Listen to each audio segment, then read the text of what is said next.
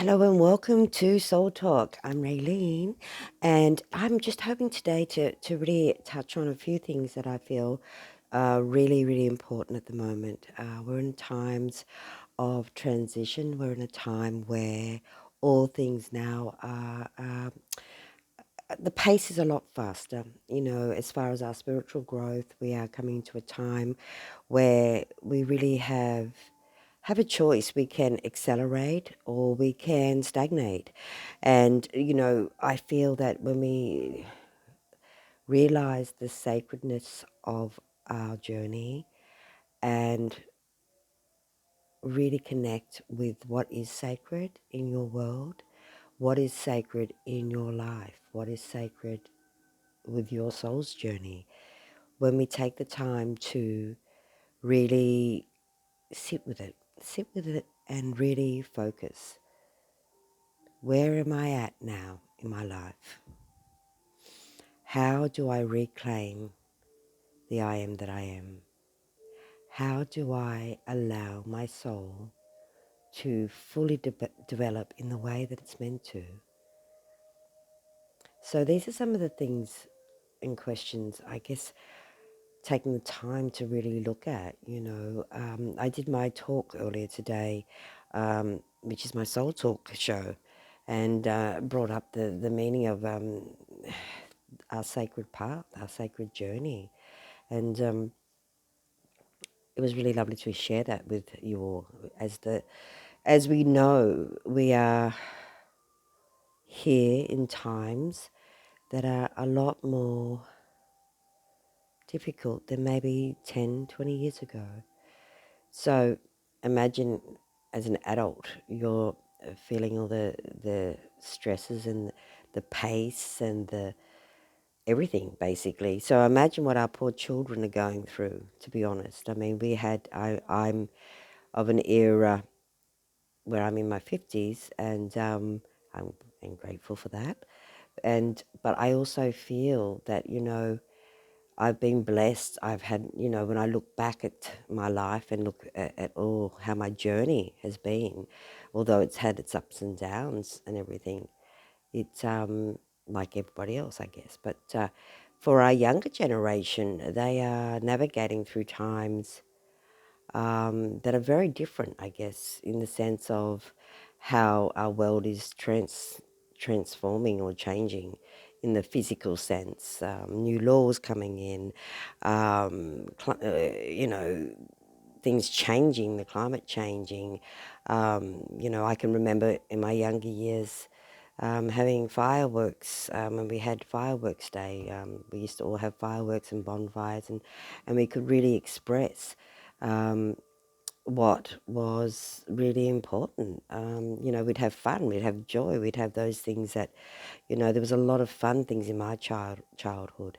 And what I have found is that, you know, as I look at today and maybe even the last 5, 10 years, there's been a lot of change. And it affects us on all levels. It affects us on mind, body, and spirit. And when we look at that, we really do have to sometimes go, okay, what are we doing differently, or what do we need to do differently to move forward in a graceful way, and still be feeling the abundance of what the universe is offering us.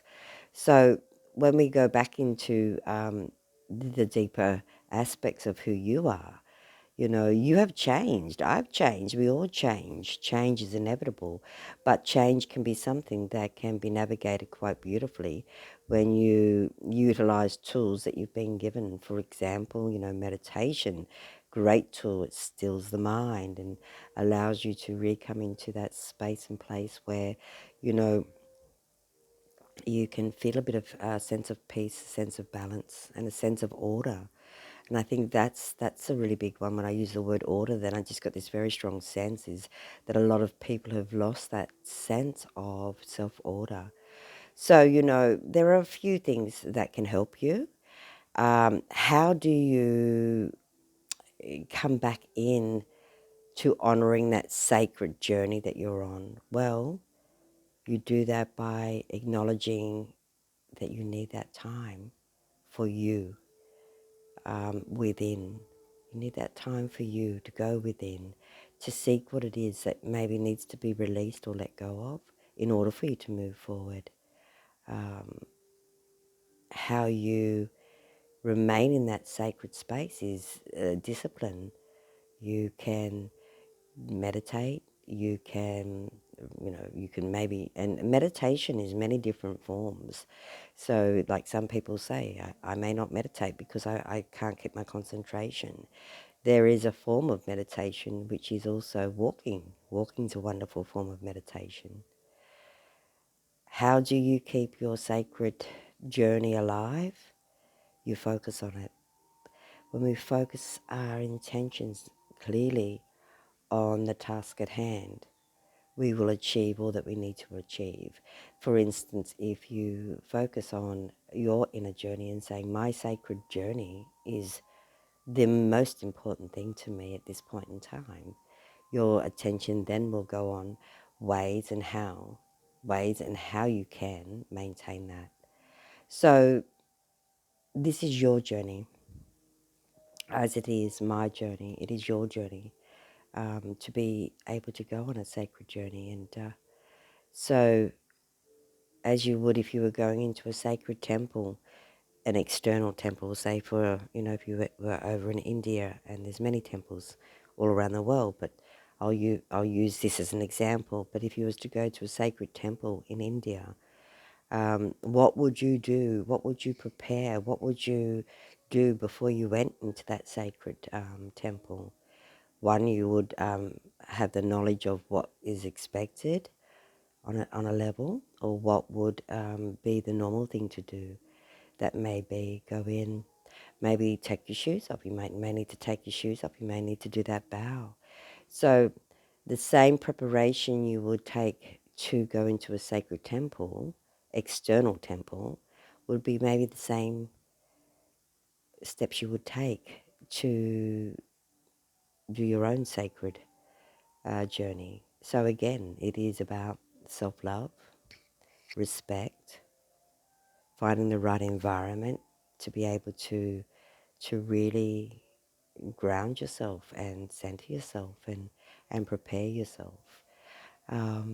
So that same sacredness that you would use, externally, you then turn into using it internally.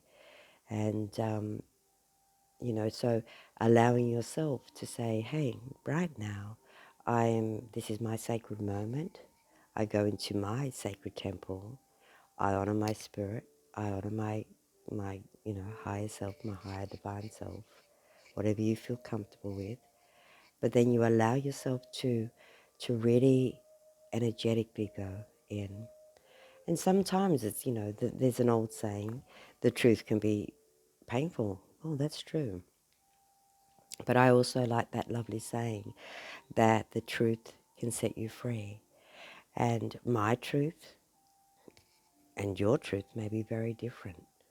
And that's okay, that's perfectly okay. Because it's not about comparing each other's sacred journey. It's about honoring your sacred journey. So I've really enjoyed embracing what my soul has wanted to do. Like every day, I just allow my soul to take me where I need to be and to do what I need to do. And, one moment I could be here doing a lovely video, sharing with people, or other times I might be in the kitchen cooking something, or going for a walk out in beautiful, as you can see, my lovely backdrop. I'm very blessed and honoured to have such a beautiful space and many trees around me to support my energy. But in saying that, I mean, I can have trees around me, but if I have trees around me and don't acknowledge them, I don't receive as much as I may be able to. So for those of you watching my video, or this video in particular, or any of my videos, you may or may not know that I love trees. I absolutely love trees. And so I'm very honoured to have what I love around me, but to also honour the trees that reside with me. We live in harmony, and I'm very blessed to have them around me. So, take time to acknowledge what will be supporting you. Sometimes we think people, circumstances, external things are supporting us, but in truth, often it is actually the elements, whether it be it may even be your pet, that is the most loving, supportive, and non-judgmental aspect in your life that's supporting you. Maybe it's your garden. You go out into your garden and you just feel connected. You feel supported. You feel loved. You feel nurtured. So one of the good things about honoring your and working out how to honor your sacred path or journey is to work out what's working with you. I find when I'm in outside in amongst the trees and feeling the lovely grass under my feet, that it is Earth Mother that actually gives me the most peaceful platform for me to honor my inner journey. And that's an important thing. Find the environment. It may not be an external, may not be outside, it may be inside. You may have a beautiful room that's, got, excuse me, beautiful room that's got lots of flowers or lots of plants, or maybe you have a room that's got lots of crystals. You know, Finding what it is that supports you can be truly amazing. Um, I have, and I'm in saying that I do have a lot of crystals around me as well, but my internal, when I'm in my home, I have my crystals and all my art and my fountains and all those things. But when I'm outside, I actually have Earth Mother, the trees, the grass, the animals. So it's finding a really beautiful environment that helps you feel supported. And again, it may be not people, places. It may be just a space that you go into that allows that inner centrum to feel a bit of peace and able to, and then therefore you are able to open up more. So, how to keep your sacred journey alive? Well, you make a choice. When you make a choice and you discipline yourself and you honor yourself, you are then keeping your sacred journey alive. And, by doing that, it means you're living moment to moment, honoring your every moment that your soul is guiding you. And you trust it. If there's anyone or anything in this life that we must trust, it's more more than ever is your own soul and your own soul's advice. And when I say soul's advice, I'm not talking about the ego chatter. I'm talking about when you feel and you feel something is right from wrong. That feeling is connecting you to your soul and what your soul is trying to guide you into knowing or not knowing.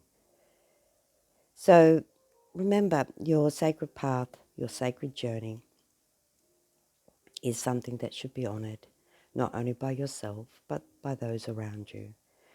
And, sometimes people find it hard to, honour their sacred path purely because some people may not support it in the way that they need or would like. But in truth, even if another doesn't understand or comprehend what you're doing or why you're doing it, that's okay. It's more about you knowing why you're making decisions or feeling something's right for you or not right for you. So it's not about trying to make other people happy. It's actually totally the opposite.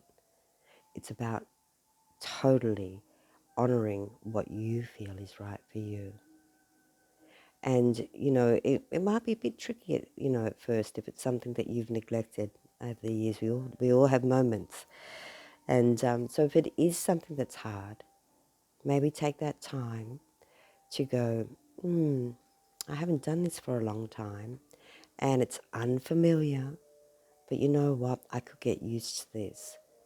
See, the more that you acknowledge your soul and what your soul needs and what your soul desires, the more you can find that true balance that you've been looking for. See, the soul holds the wisdom, and that wisdom's not outside of you. That wisdom actually is within you. But sometimes we have to be still enough to acknowledge that wisdom. When we acknowledge that wisdom, we open up so many avenues, so many doors, we open up to so many dimensions, so many new beliefs and understandings. And on another level, we set our soul free. So take some time to get familiar, to remember, to know, to love, to nurture, and to honor your beautiful soul. I hope today's talk has been of assistance to you, and I really look forward to being a little bit more present in in my YouTube page. And if you haven't subscribed, please subscribe. And I look forward to sharing much, much more with you. And may your journey be sacred, peaceful, true, and total bliss. For now, have a wonderful day. Namaste.